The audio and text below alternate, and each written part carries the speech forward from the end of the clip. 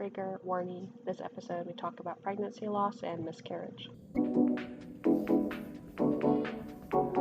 Welcome to Freeze Your Milk Podcast. I'm your host, Bridget, along with my husband, Chris. Podcast where we talk about the comedic side and serious side of parenting, life, and relationships. We are boy parents. We have two boys, Enzo and Rhett, with about a 6-year age gap between the two. You can check out our website, freezermilk.com. Also, feel free to follow us on Instagram at freezermilkpodcast. Thanks and hope you enjoy. Hello, everybody. Welcome back to our podcast where we talk about everything from parenting good to parenting bad to life to everything in general. This episode, we wanted to discuss a little bit something that was closer to heart for us and a little bit more personal. Some of the things that we've been going through the last few days. So, we currently have two kids. We knew when we had Rhett, our youngest, that we weren't done. It's something we discussed, from pretty much the day he was born, that we just felt like we weren't done with our family yet. Our family wasn't complete or whole at that point. So we talked about, I'm not getting any younger.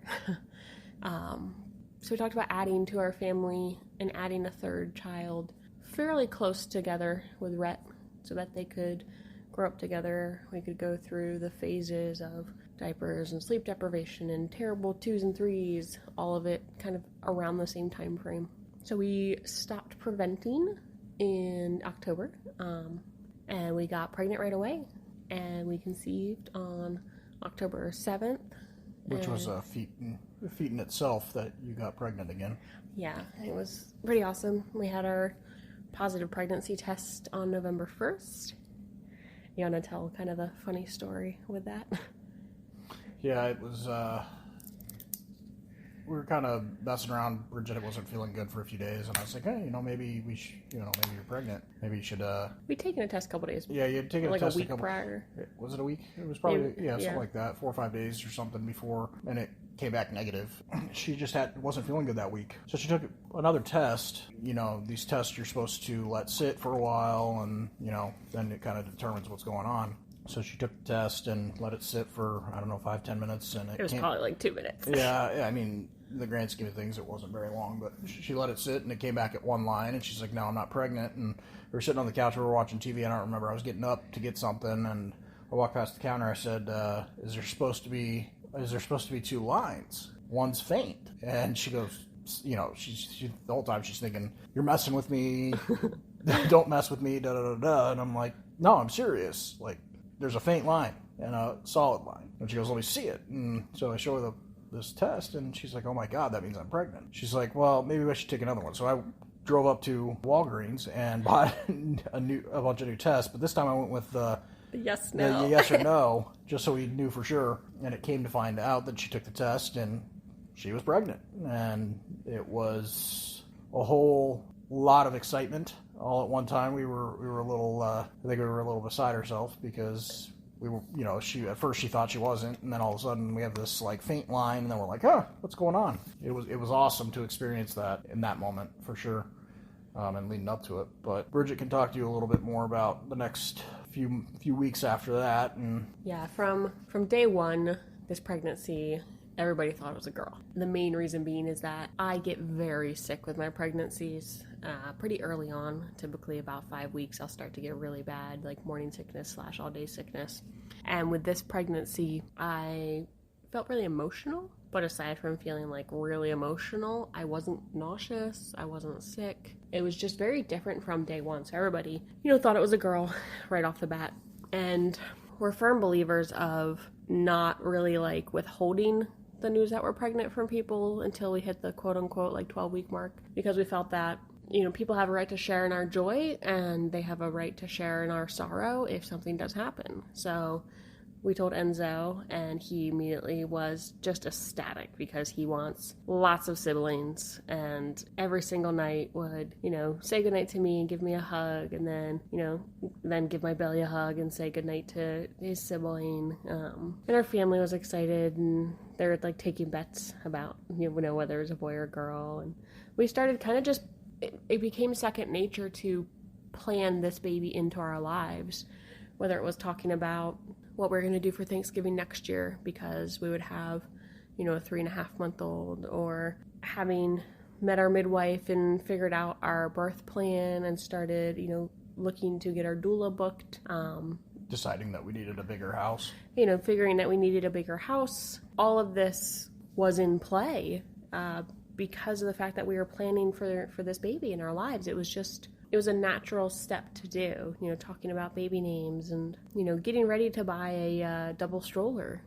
It always kind of probably sat in the back of both of our minds a little bit that I wasn't getting morning sickness as just being different. Not necessarily bad, just, hey, this is different. But again, we kind of just chalked it up to... At first we were trying to manifest that it was going to be a lot easier and simpler pregnancy. Yeah, because we are big believers in manifesting. From that standpoint, yes, it was a easier and simpler pregnancy. The day after Thanksgiving, so Black Friday, I started spotting, and at that point we had just turned 9 weeks pregnant. It was very, very, very faint, like pink lemonade spotting, like very, very light colored. And with Rhett, we bled pretty profusely in our pregnancy with Rhett. Twice, yeah. Twice. But this was very different. With Rhett, it was the blood came all at once like a water balloon. And it was due to what's called a subchorionic hematoma or hemorrhage. And this was very gradual, increase. So I let you know I was spotting, and I was kind of concerned by it. And we kind of said, hey, let's just kind of wait and see what happens. Because, again, we've had bleeding, and doesn't necessarily always mean worst case scenario. Yeah, and in Rhett's case, it cleared up on its own. Like 12 weeks, 13 weeks, I think. Yeah. And I've had lower back pain most of this pregnancy so far. And what was it? Was it Saturday or Sunday that I got really bad, the back pain? Yeah, I'd say it was Saturday. Maybe, I think it was Sunday was when I was like crying about it. But so Saturday, I was still bleeding. It was progressively getting worse. So we made the decision on Saturday night, like, hey, after Rhett goes to bed, I'm going to run up to the ER, have them do an ultrasound and see what's going on. Because at this point I was like, I just want to know what's happening. Like, I'm continuing to bleed. The bleeding's getting worse. I just want to know what's going on, where we stand right now. So I went up to the ER, and they did the ultrasound, and I got to see the baby on the screen. And it was, the little tiny gummy bear looking baby, and the baby was moving around, and the baby had a heartbeat. I got to hear the heartbeat. And the ER said, hey, this is what we would call a threatened miscarriage. We don't have an exact reason why you're bleeding. It could resolve on its own and you could be fine, or you could end up miscarrying. Like, there's no way to tell. But as of right now, your baby's intact, your baby's moving around, your baby has a heartbeat. Go ahead and go home and put yourself on like a pelvic rest, uterine rest, and just take it easy. So that was somewhat good news to hear, I would say. Yeah, but I don't think it was solidifying in any means. No, it would have felt better if they're like, oh, there's a subchorionic hematoma. Yep, this is why you're bleeding. Good to go.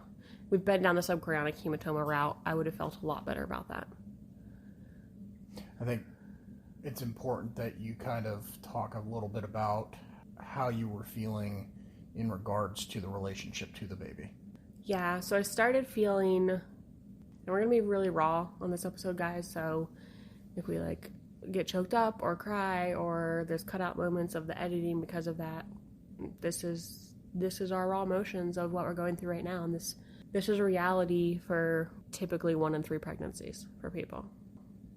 I started to feel, I felt close to the baby when I saw the baby on the imaging on the screen and heard the heartbeat. That really kind of helped solidify my relationship with the baby, and that was Saturday night.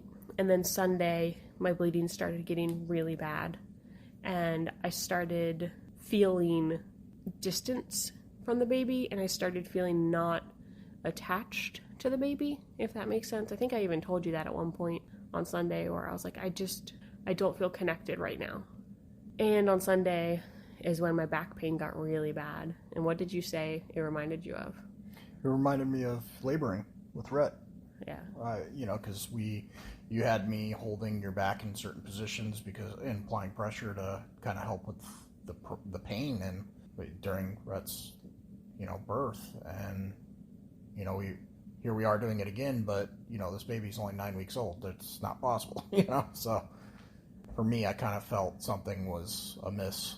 Yeah, I think we both started to feel very not good about what was happening. Sunday night, it was brutal trying to sleep. Like, my back was just horrible all night, and I was very uncomfortable, and I just couldn't sleep. On Monday, I called our midwife and let her know where we were at with everything, and she said, absolutely get you in tonight. We'll get you in for another scan. Your bleeding's getting a lot worse. And she kind of prefaced me with, if you are miscarrying, there's not a whole lot we can do to stop it. I can put you on progesterone, but if your body is miscarrying, the progesterone's not going to prevent that at this point. So they got us in for a 5 o'clock scan at an ultrasound center on Monday. And you and Rhett went with me. You weren't allowed to go in, but I am so glad that you drove with me for that, because I needed you there, even though you weren't able to be in the room with me. So the tech did the abdominal scan first, and she was like, hey, I asked, could I see the images? And she was like, no, but when we do the internal scan, I'll let you see them. And then a second tech came in and did the internal scan. And before he started, he said, hey, I'm sorry, this is going to be really fast. It'll maybe take me 7-8 minutes tops to do this scan. And right away, that made me feel very not good, because, for example, when they did a scan on Saturday, the internal scan part, they were looking for everything, and the internal scan was probably 25 minutes. So when he said it was going to be really fast, it already kind of started to put me in a mental space of, this isn't going well. And then when he was doing the internal scan, they wouldn't let me see the images. I asked if they could turn on the monitor so I could see, because they had 2 monitors, and they said no. I started crying just because I felt like I knew where this was going while they were doing the internal scans. I'm just laying on the table crying during this. And there was a moment that I won't forget where the 2 techs look at the monitor, and he has the wand, and they all freeze, and they just wait for 30 seconds. And the look just on their face told me everything that moment. That was exactly when they were checking for a heartbeat, and they weren't finding one. And I just started sobbing. They didn't say anything, at that point. I didn't know for sure, but just the body language and the reading the room, it wasn't good. So very quickly he was like, hey, I'm done. We're going to send the report to the radiologist, and your doctor will get it within an hour. And I asked, what do I tell my husband? Because he wasn't here in the room, and I couldn't see the images. Basically just trying to get anything, even though I know they can't officially ever say anything. And the tech just looked at me and just said, I'm so sorry. What was it like for you when you saw me come outside? I knew immediately. Me and Rhett were sitting in the truck, and I saw you come outside, and just the blank expression on your face, and you looked at me, and you just shook your head no. And I knew right then that this was not good news. In that moment, I just was trying to figure out what I was going to say to you. Yeah. Or how I was going to help you with this. And that whole night was me trying to figure out the right things to say, or the right things to do to make you feel not alone and feel a little bit better about the situation. And believe it or not, there's nothing you can say in that moment. No, and I'll back up for a second. So we got out of that scan probably at 5:45, 6? Yeah. And based on the fact they said that the midwife would get the report within an hour, we both assumed we wouldn't hear anything till the morning. Yeah. And the midwife called at 6:40. So from that standpoint, that just solidified that we love this midwife and the practice that she's with. And she took the time after hours to A, get the report, and B, reach out to us to discuss it and not make us wait. So she called and she said, the baby is still inside of you, and there's no heartbeat, there's no movement. The baby has died. And the amniotic sac is starting to collapse, and there's not a whole lot of fluid left in it as your body is starting to go into a miscarriage or pregnancy loss. I think for me, hearing that from the doctor was the hardest part. Yeah, that broke me. I appreciated her not trying to sugarcoat it and her directness with it, but it absolutely broke me to sit there and think about the fact that our baby is dead inside of me right now. And there's nothing you can do to help or even get the baby out. Yep. My body. You just have to let your body go through the normal motions. And then she, asked if I'd ever had a miscarriage previously, which I have not. So then she told me, okay, well, this is what you need to expect. There's a couple options. We can put you on a pill if needed to super move this process along. This process could take 24 hours. It could take 4 days or even longer. You will have a lot of cramping, and then you will start to bleed quite heavily, and then the baby will come out in a large clump, and then the bleeding should end fairly shortly after that. The cramping might continue for a good bit longer. And when she was telling me all of this, all I could think in that moment was, I don't want to go through this. It was hard knowing what to expect.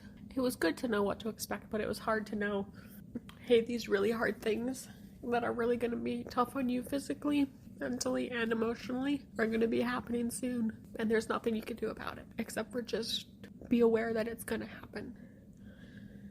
And I remember all that night, after we got off the phone with her, we just sobbed and cried. You held me, and we just allowed ourselves to really sit in the grief that our baby that I saw and was alive 2 days prior was now dead. I think one of the hardest moments for me in that process was when you looked at me and you asked me, you said, hey, this baby is going to come out and there's a pretty good chance that we will recover the baby. What do you want to do with the remains? And as soon as you asked me that question, my heart sunk. And I was like, oh my God, like, how am I facing this right now? Like, this is not something we should be facing. And it's one of those things, like, when you first think about it, like, oh, I don't want to do anything with it. Like, it's... Then the emotions set in and you're like... especially if I know, like, if this baby comes out in a pad or Depends or whatever and not the toilet, do I flush it like a goldfish? I don't feel like I could do that. Do I just throw it in the trash? And I think a lot of it was kind of this unknown of, will we know it's the baby or will it just be a lot of bloody discharge? And I think those were kind of defining factors about what felt like we were going to do with it. Because it could come out as like a bloody clump at this point. We didn't know. It could just be a bloody clump that we don't know is actually a baby. But it was... That wasn't the case. No. Monday night was really tough. Cramping started kicking in hard. Back pain started kicking in really hard. I started to bleed a little bit more. But again, it was just, period clotty bleeding. And then today, Tuesday, we had your mom come over and we told her. And that was really tough. Yeah, she took it a lot harder than I thought she would. Yeah. She's had a lot of loss in the last year and a half. She has. Her being here and seeing the emotional toll it took on me and on you going through this process, waiting for my body to release this baby, was part of what played into it being so hard on her, because she could see the rawness and the hurt that we were experiencing. Yeah, I'm glad she was here for it, though. Me too. I think it was what was meant to be. And then bleeding started picking up quite a bit this afternoon. And I went to the bathroom around 1, and I called you into the bathroom. As soon as I called you, were you just, like, what were your thoughts? Well, I was trying to put together the Christmas tree that you bought, trying to get my mind off of everything, and you called my name, and I knew you were in the bathroom. I knew immediately that something had happened. Yeah. But I was like, I honestly had no idea what I was opening the door to. Yeah. But that was the toughest moment in my life, walking into that bathroom. Not knowing or... Seeing you. Yeah. So my body released the baby, and it was perfectly intact in micro size. And it was still in the remaining amount of amniotic fluid in a little tiny sac. And you could see the baby, like, in there. The white translucent of, there's the spine and the head. Like, you could see everything. And I just looked at you and I was like, I don't know what to do with it. I'm not going to flush. I can't flush it. This is our baby. And you immediately took over. Needless to say, I was pacing the house with this baby in my hands, In a paper towel. in a paper towel, trying to figure out what I'm going to do. And I came up with the idea of basically creating an urn that I put some baby clothes in with a pacifier. Or newborn clothes. Newborn clothes. And we were each going to put a token from us that meant something to us. And then we were going to bury Avery properly, which you came up with the name Avery. What kind of sparked that? How did that come about?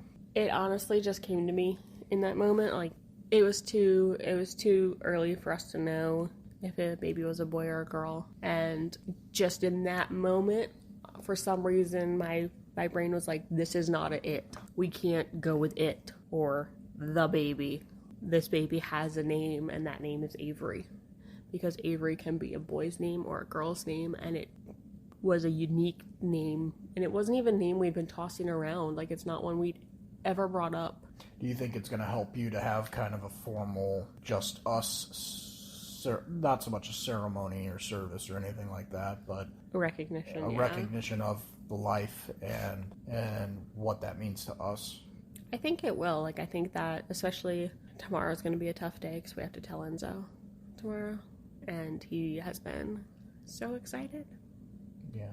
But you've had a lot of close friends reach out and, show support. And there was something that struck me last night that one of your friends had mentioned regarding the life of this baby. Yeah, so one of my dear friends has also had a pregnancy loss.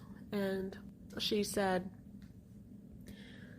a couple of things. She said, she's a firm believer that every baby, every soul chooses the vessel it wants to be in based on the vessel they feel the most safe in. And that really struck me as this baby picked me because I was safe for it. And it's not that I became unsafe, but this baby knew, like, this is the timeline I have, and that is it. And she said that every baby has a purpose or a reason for the experience, whether it's that you know about them for 2 days or that they're there for 50 years of your life. They all have a purpose and a reason. And she said, for this baby, it's just understanding that this baby had its purpose was met, and so then it returned back home. What do you feel like was the purpose of Avery? I feel I don't want to say we were on the fence about having another child, but we were trying to figure out I guess I'm going to say it. Yeah, we were a little on the fence about having an additional child, adding 3 to the family, a third one to the family, especially so close apart. We had talked about and tried to justify that if we did, we'd like to keep Rhett and the baby close in age, so we can get through the lack of sleep, and we don't have to get used to sleeping again and then go back through all that. But we were still unsure. The one thing that I feel I truly can say now from this and the purpose for all of this is it confirmed for me that I want another child in my life. Yeah. And I think that we're supposed to have 3 children. And however that third child comes to us, we don't know yet, but I would agree. I think Avery's purpose here was literally just to confirm in our mind and our hearts and to put our nerves at ease about the fact that we could have another kid and manage 3 children in our lives. Do you have any advice or words of affirmation for anybody any of our listeners that might be going through this or know somebody that might be going through this?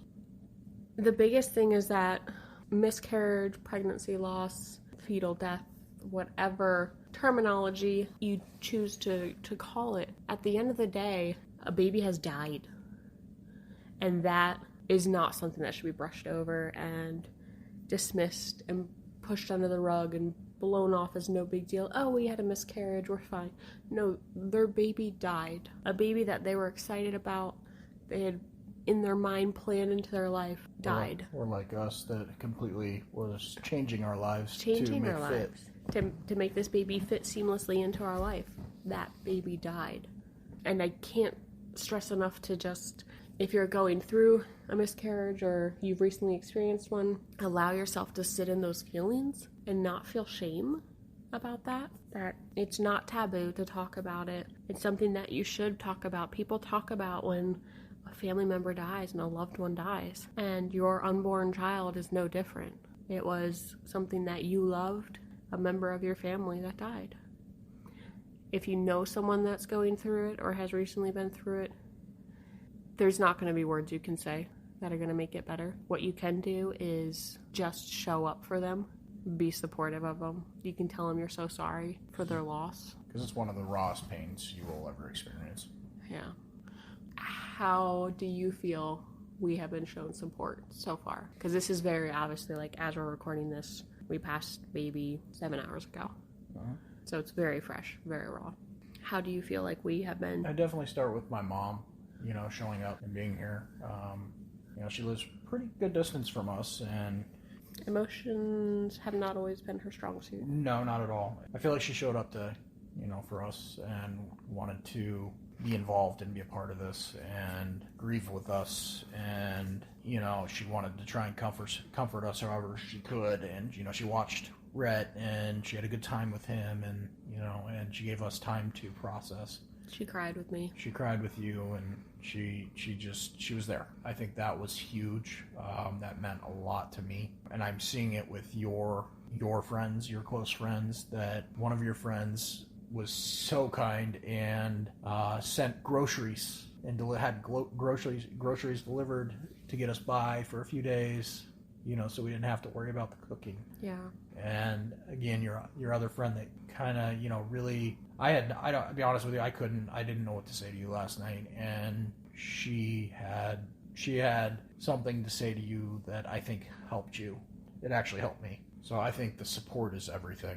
I think the groceries, like, if you know somebody who has gone through this recently, or someone when they're going through this, as silly as it is, sending, Instacart, having groceries delivered to them was such a blessing and such a weight lifted about, and it was stuff that was easy meals to make. And she was so considerate of the fact that we have to be dairy free right now because of Rhett, and took the time to make sure that she got dairy free stuff that was super easy to make for us. And that just spoke volumes, and that just took such, I don't want to say it's like a burden to make dinner, but when you're in the throes of grief and just emotional distress, to not have to worry about, what are we going to cook tonight for dinner? What are you hungry for? But just opening the fridge and being like, there's options. Sending me my favorite, body armor drinks to stay hydrated during this. Just the small stuff is, what have you always said? Keep them fed. Oh, said anybody that asks me for any sort of dating or relational advice, I've always told them the same thing. I said, the most important thing is to keep the woman fed. And that's what I've always done with you, is just make sure that you're eating. Mm-hmm. And food, at the end of the day, is comfort for people. And that's where this friend blessing us with, getting some groceries delivered for us is so comforting to our soul. Absolutely, I would agree. Pregnancy loss is hard. That's what we're going through right now.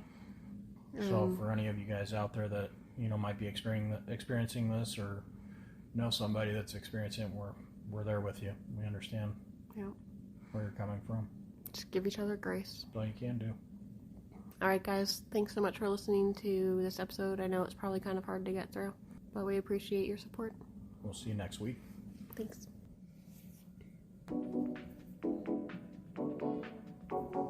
Thanks, everybody, for listening. You can check us out at freezermilk.com or Instagram, Freezer Milk Podcast. Until next week, guys. Thanks. Don't forget, parenting is a trip. We are all here on the journey with you together. Thanks so much for listening.